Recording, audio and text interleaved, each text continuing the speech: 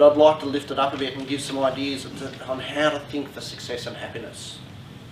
So, firstly, know what you want. Again, so many people wallow in what's happening to them.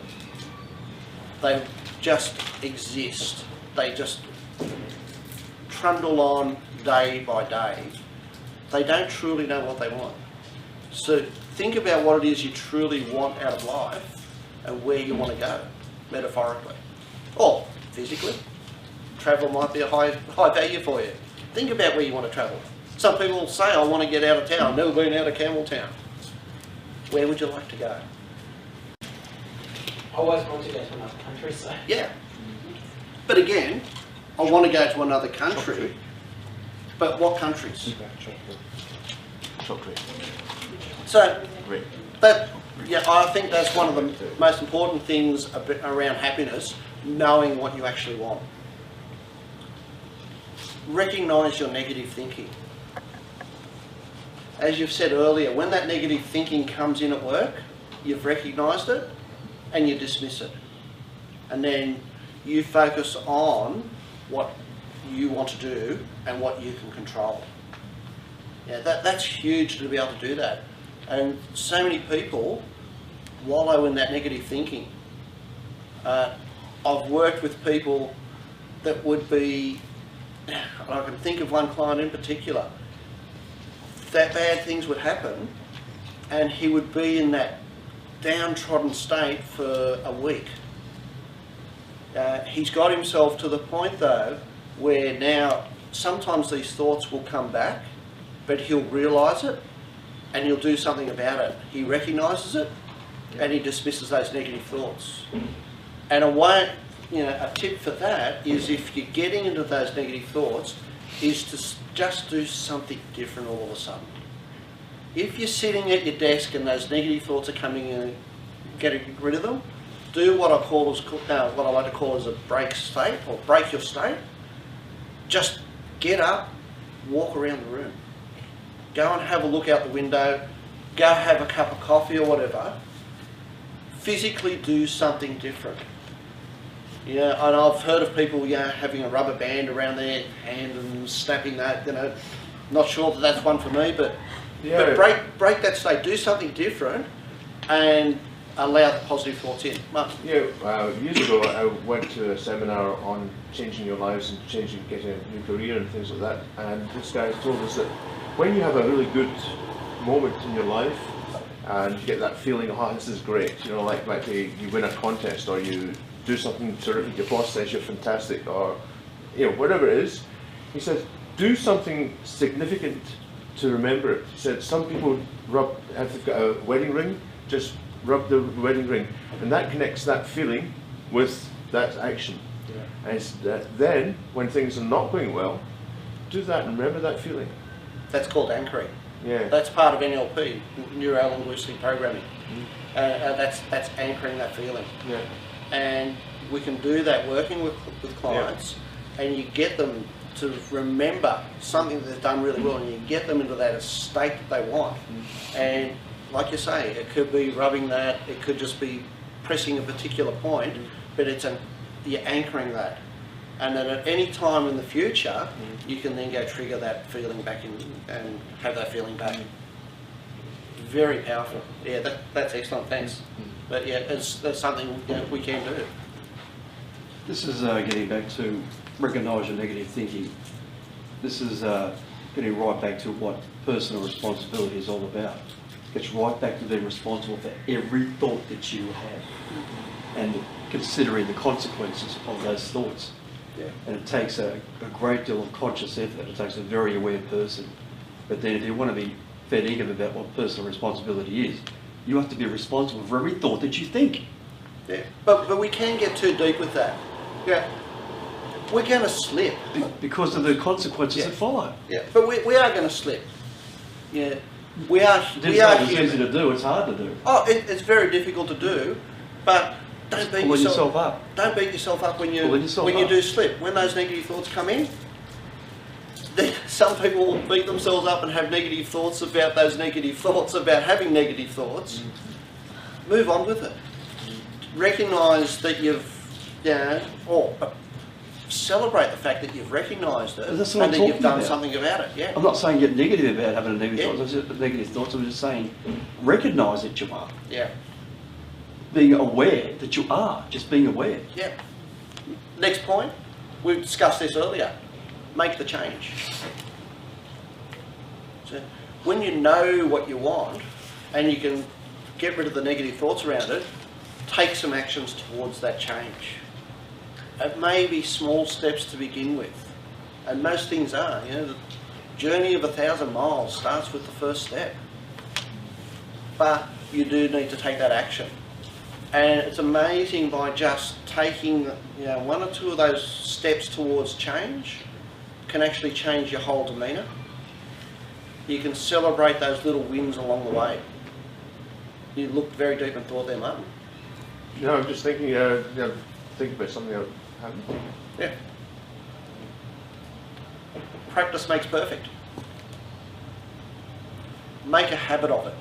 Make a habit of positive thinking. And nothing we do, or very few things that we do, are we going to get them perfect or really spot on to begin with. And I'm thinking of even just snow skiing. I think of when I first got onto skis, the trepidation of that. I won't say I'm perfect, but I can go skiing for 3 days. Recently we went skiing for 3 days, and I think I ended up on the snow 2 or 3 times. I was upright the rest of the time, and I had a few hairy moments. There were a couple of good saves. I won't say that every bit of skiing was perfect, but there's no way I would have done that in the earlier days.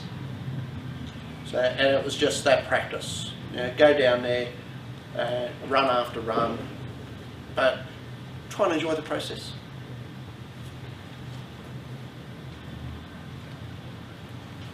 Talk to somebody. This is a very important one. There's a lot more awareness now in our community, particularly about depression. I haven't talked about depression, I've just talked about negative thoughts. But if we let them fester, they get worse and we can go into a depression. I find that talking to somebody it eases the burden. They say a problem shared is a problem halved. It can really ease that burden. It doesn't even need to be negative thoughts, just when something is troubling you. And it's funny, I actually can draw the analogy, working in IT, or computer programming. Number of times I've been stuck on a problem and you're looking at the screen and you just don't get it. And you'll call somebody over and go, I've got this problem, I know the problem, somewhere around here, I've checked this, I've done this, I've tried this, and if I just change this next line to do this, it'll work. Thank you for your help. They haven't said a word. But it's amazing, just explaining your problem to somebody can bring a whole new clarity. And having a talk to somebody, sometimes you actually open up the possibilities for yourself and you see a solution where you didn't see it before talking to somebody. Just sharing that and opening up can bring the solution, or even just a new clarity, or just open your eyes to be more aware and allow more new possibilities in. So it is important. Men are notorious for not talking about their problems. And I do believe it is something that needs to change. Women need to learn not to talk about them so much. Sorry, ladies. No, just a bit of a joke there. But it really does help. It can work wonders. And finally, gratitude.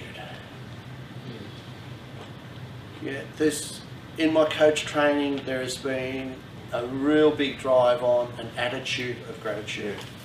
And if you can just show gratitude, and I don't mean you have to go out and hug the whole world, but if you're just grateful for what you have in life and acknowledge the good things in life, Acknowledge the good people in your life. Just be grateful that they're there. Again, you open yourselves up to so many more possibilities and to so much more happiness. There was at a seminar quite recently where we had a guy who had actually been teaching kids in the Himalayas and in India and that sort of region, but he went to India first with his footy team on a holiday after footy, and they came across this beggar, and they were told by everyone, don't talk to the beggars, don't encourage them. And this guy had a broken back, broken spine, basically crawled along, and then started talking to them. And he said, oh, come and join us for dinner then. And they told them they were going that direction for dinner, and they were actually going that direction, but the guy turned up. And they started talking, and the team started talking, and they was complaining, and one guy said, oh, geez, we had no aircon in our room today, it was terrible. And the guy turned to him and said, you have aircon? Normally you have aircon? Yeah, but we didn't have it today. He said, and the Wi-Fi, well, you just couldn't get, you have Wi-Fi? And then he says, you know, sometimes you have to realise that our first world problems are not problems, and we have to be grateful for what we have and what others don't have. Yeah, oh look, particularly, yeah, living in Australia, people don't realise that, you know, people don't want for their, you know, or don't wonder where their next meal is coming from. Generally, you know, and I believe there's very few excuses for not having somewhere to sleep in Australia.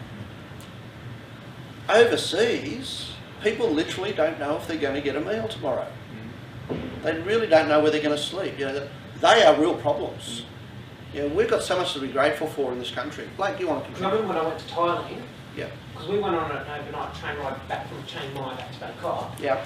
And when we woke up in the morning, we're going through some stuff, and people just have to walk over the tracks to get to places in bare feet, and it's just in the condition of their houses. And then plus when I was on my, from Bangkok back to the airport, because we're on like a sky train, so you can look down, and some of the houses you see, Yeah. it's unbelievable, and I'm thinking, do they really live like that? I'm thinking, well, they've got no choice.